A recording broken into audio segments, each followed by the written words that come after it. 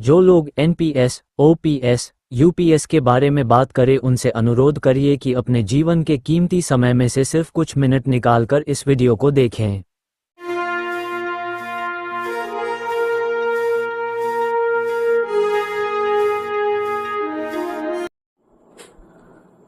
नमस्कार साथियों, जैसा कि आप लोग जानते हैं कि अगले महीने दिसंबर के 4, 5, 6 दिसंबर को यूनियन का रिकॉग्निशन का सीक्रेट बैलेट इलेक्शन होने जा रहा है। इसमें बहुत सारे यूनियन पार्टिसिपेट कर रहे हैं, उसमें मेंस यूनियन भी पार्टिसिपेट कर रहा है और सारे यूनियंस के जो भी हैं अपने अपना प्रचार कर रहे हैं। तो उसी प्रचार में जाने के दरमियान मुझे ये चीज़ पता चला कि ये कांग्रेस का विंग का जो है ईआरएमसी और बीजेपी विंग का है पीआरकेएस और भी कुछ संगठन हैं जो इस बार पार्टिसिपेट कर रहे हैं। एक प्रचार कर रहे हैं कि no NPS, no UPS, only OPS. सुनने में बड़ा अच्छा लगता है कि ये लोग सच में कर्मचारियों का भला चाहते हैं, ओपीएस वापस दिलवाना चाहते हैं। बहुत अच्छी बात है। लेकिन साथियों, हम लोग जानते हैं कि एनपीएस कब से लागू हुआ था? 1 जनवरी 2004 से। उस समय सरकार किसकी थी या ये ऑर्डिनेंस को कौन लाया था? वाजपेयी सरकार, बीजेपी की गवर्नमेंट थी। वाजपेयी सरकार ने एक ऑर्डिनेंस लाके 2003 में एक ऑर्डिनेंस लेके आया था कि 1 जनवरी 2004 से जो भी आएगा वो एनपीएस में आएगा, ओपीएस को खत्म कर दिया। लेकिन वो एक ऑर्डिनेंस लेके आए थे, कानून नहीं बनाया था। अगले 10 साल कांग्रेस की शासन रही, उन्होंने इसको हटाया नहीं इस ऑर्डिनेंस को, बल्कि इसको और कानून बना दिया। पीएफआरडीए बिल लाके 6 सितंबर 2013 को इसको पास करवा के इसको कानून बना दिया ताकि कोई ओपीएस को वापस ला ही न सके। और एक बार जो चीज कानून बन जाती है तो उसे वापस नहीं लाया जा सकता है। कोई यूनियन उसको वापस ला सकता है क्या? यूनियन लोकसभा या राज्यसभा का चुनाव लड़ती है क्या?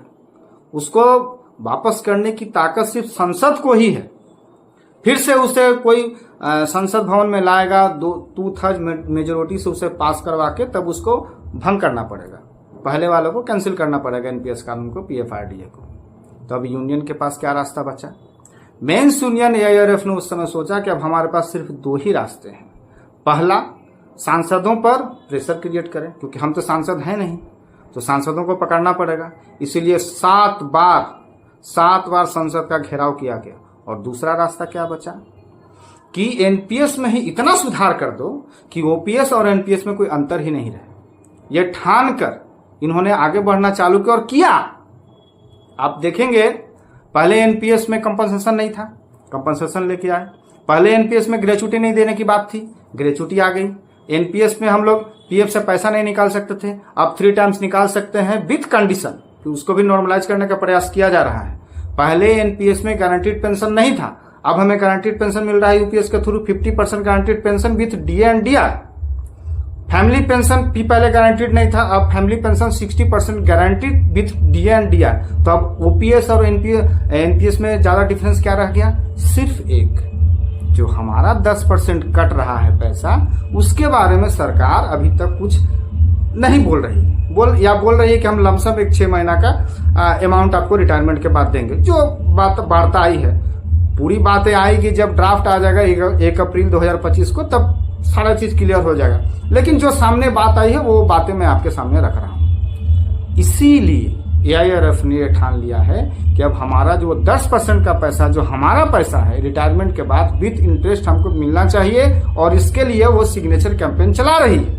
जैसा कि हम लोगों ने 50% गारंटेड पेंशन पाने के लिए जो आंदोलन चलाए थे, पहले सिग्नेचर कैंपेन चलाए, फिर ईमेल से मेल किया गया, फिर ट्विटर पे ट्वीट किया गया, फिर हम लोग हर 21 तारीख को हर महीने हम लोग जुलूस वगैरह जो हम लोग को करना था वो सारे चीज किए, मसाल जुलूस निकाले, फिर रामलीला मैदान में खड़ा हुए 10 जुलाई को। इस तरह का जो लंबा आंदोलन है वो लंबा आंदोलन अब चलेगा।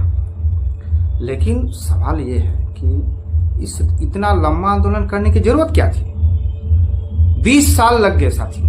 2004 से ये लागू हुआ है और 2024 में जाके हम 50% गारंटीड पेंशन पाने के हकदार हुए हैं। अभी 2025 में मिलेगा, यानी 25 साल लग गए। तो इतने लंबे आंदोलन की तो जरूरत ही नहीं पड़ती अगर ये एनपीएस कानून नहीं होता।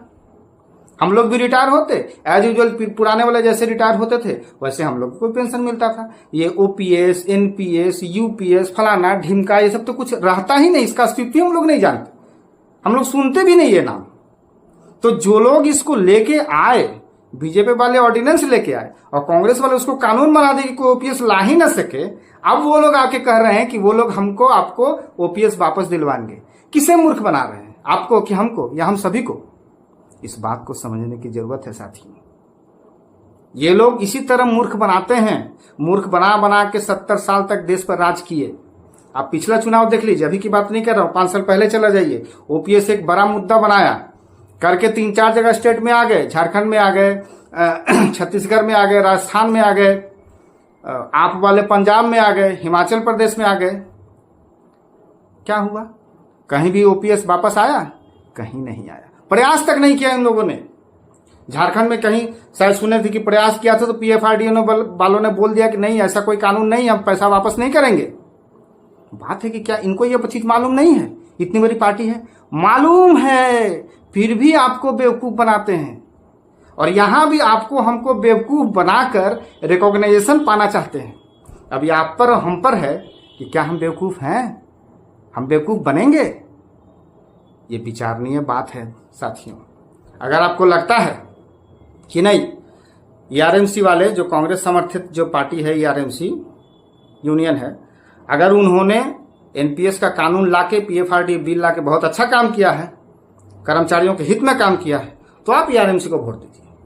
अगर आपको लगता है कि बीजेपी पार्टी का जो यूनियन है पीआरकेएस, उन्होंने ये ऑर्डिनेंस ला के 1 जनवरी 2004 से लागू करके एनपीएस को जन्म देकर बहुत अच्छा काम किया है, तो आप उनको वोट करिए। लेकिन अगर आपको लगता है कि नहीं, कोई संगठन है जो हमारे लिए लड़ रहा है दिन रात और एनपीएस में ही सुधार कर करके ओपीएस की सारे रास्ताओं को खोल दिया है, सिर्फ एक चीज नहीं हासिल कर पाया है, वो भी हासिल करेगा, तो आप मेंस यूनियन को ही वोट दीजिएगा, यूनियन को वोट दीजिएगा।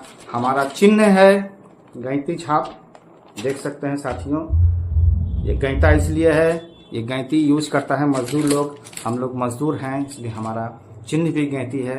हमारा ये आशा है कि आप लोग फिर से गैंती चिन्ह को पहले की तरह वोट देकर पहले स्थान पर रखेंगे, ताकि हम लोग इसी तरह कर्मचारियों के हित में आगे भी लड़ाई करते रहें। जय हिंद साथियों, जय भारत। लड़ने का इतिहास है, रेल कर्मियों का विश्वास है।